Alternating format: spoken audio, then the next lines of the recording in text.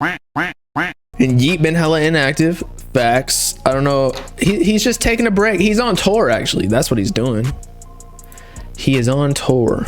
So yeah, I'm just waiting on people to do shit. I guess what? Right now it's April, so people are getting ready. They're in the studio. They're getting ready for June, July, so they can drop some shit before the festivals and whatnot. Feel me? I'm waiting for Ken Carson. I'm waiting for Lonely. I'm waiting for Ken. I'm waiting for... Actually, I'm not waiting for Yeat anymore. We good on Yeat right now. It's saturated. I want to hear something else. He ran down the yeah, we already watched that shit. Right after tour, he's gonna announce the Super Geeky tape with Uzi. He said on his story he got a surprise after tour. Oh shit, that's probably... Yeat just knows how to keep the pressure, because he's going on tour, like he's getting publicity, people are taking videos of him, whatever. Takes a break off social media after he drops the deluxe for 2 Alive, right after tour. It's like, okay, you know, we already have the fucking collab tape ready to go. We're gonna give it to y'all. He's gonna get more hype for like another couple of months. Then he's probably during that hype recording some new shit, and then he'll have another album. It's crazy. The internet just makes shit so easy.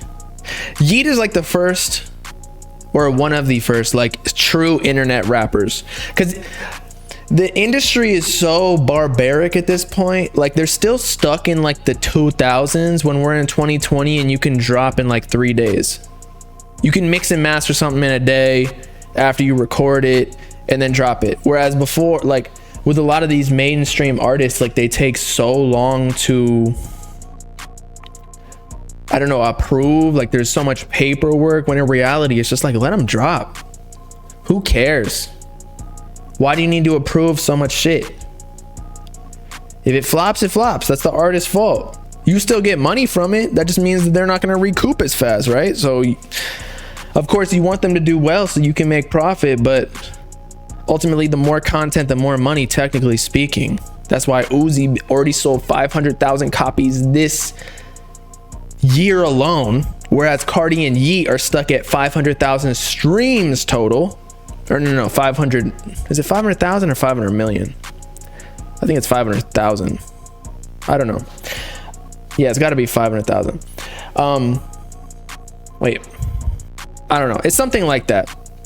But regardless, like because Uzi saturated the market so much, yes, people are calling him mid or whatever and like not as good, but just having so much music out, like the Russ effect, like you make bread on bread on bread. Whereas Cardi, like he don't got that much music out.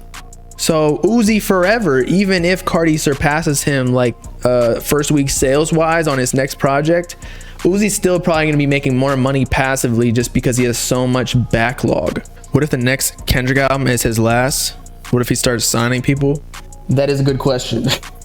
I think it might be his last, and it's basically his last if it's not, because he drops every 5 years. So in 5 years, or like he takes so long to drop, it's not like he retires. He just, you know, takes a break and comes back. He don't need to retire, because like say Uzi at one point is gonna be considered retired because he's gonna stop the frequency that he drops. Same thing with like Jay-Z. He used to drop every year. So when he didn't drop every year, they were like, okay, he retired.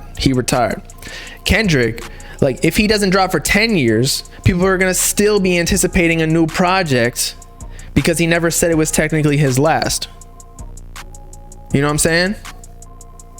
So, and I do think that he'll continue to come back just like Jay-Z, or he'll play a role in like Baby Keem as executive producer of his albums, things like that. But it'll be interesting who he actually signs. I think it's his last album for sure with TDE, right? I believe I read that somewhere. So with PG Lang, he might drop an album himself over there. It just might not be as backed as it was before, because he'd be getting a fatter percentage of it. Baby Keem is gonna be bigger than most poppin' artists right now. I mean, I hope so, right? I like Baby Keem.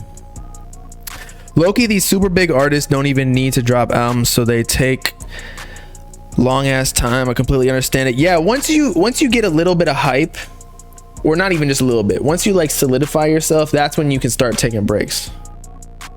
Like that's why with Sofago it was such an issue. I think he'll be fine again because he's got the Travis Scott feature and all that shit, and he's backed by Cactus Jack, super big label, or imprint that is. But the reason it was an issue with Sofago is because he hadn't really solidified himself. He was still like low-key purgatory between underground and mainstream, so he needed to continue to keep up the pressure like Yeat. That's all I need to do.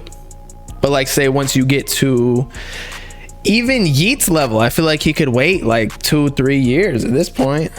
Maybe 2 years. I don't know. I don't think he would ever do that. Maybe not, actually. Maybe he has to continue dropping. I don't know if he's solidified. That's really just, you can't really tell someone's solidified until afterwards. So maybe that's why some people don't take breaks. I don't know. And then people think that they're ready to take a break, like Roddy Ricch, and then because he had a #1 single that broke records, The Box, but then it ended up backfiring and he sold like what, 65K or some shit. Fucked him up. Yeat got 2 more max left of his career. Jesus Christ, you think he's just gone? Jeez. I think if he continues to switch it up, because I feel like he's been switching the beats, he's been getting more like, I don't know, versatile. Although even his older shit is kind of versatile. Like that Fired Up music video that leaked, that shit was heat. He got a record label. Oh, true. He's also got producers and whatnot. And everyone in the industry does fuck with him. Like he could work with anybody. Nah, he's set up. Plus he set himself up like a boss. He signed to Interscope, but now he's got Twizzy Rich. Him and Nextel run it. So he signed producers. He's probably gonna sign artists at some point.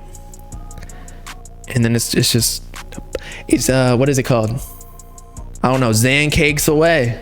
The safest bet to be the next huge rapper, honestly, is Jack Harlow. I think Jack Harlow went so mainstream. I used to love Jack Harlow. Pause. Like back when Confetti dropped. I'm trying to figure out which songs I was listening to because it's just been a bit. It was like 2019 that I was listening to his shit. Jack Harlow. Let's see what songs I was listening to. Sweet Action was fire too, but yeah, Confetti, Walk in the Park, that shit was heat. Ghost, and then Sweet Action was amazing as well. God damn. But now he's doing First Class. But you're right, he's set up to be like the pop Eminem. You know what I mean? He's not necessarily like Justin Bieber, whereas Kid Laroi is gonna take Justin Bieber's place, but he's gonna be like R&B-ish, like smooth, not necessarily like battle rapper lyrical, kind of like Eminem, but he's gonna fit in his own pocket. He's the new white dude who's actually like cool and not corny, you know? And then Yeat, like I don't even consider Yeat white, to be honest. First of all, he's half Mexican, which is different than being white. Am I right? Like Latino. So why do people call him white? Just because he's half Romanian? Is he technically light skinned? Because when you have a black dad or a black mom and a white other counterpart, you're considered light skinned. Whenever you have a little bit of color in you, you're not white anymore, right? He's 25% Mexican. I don't know.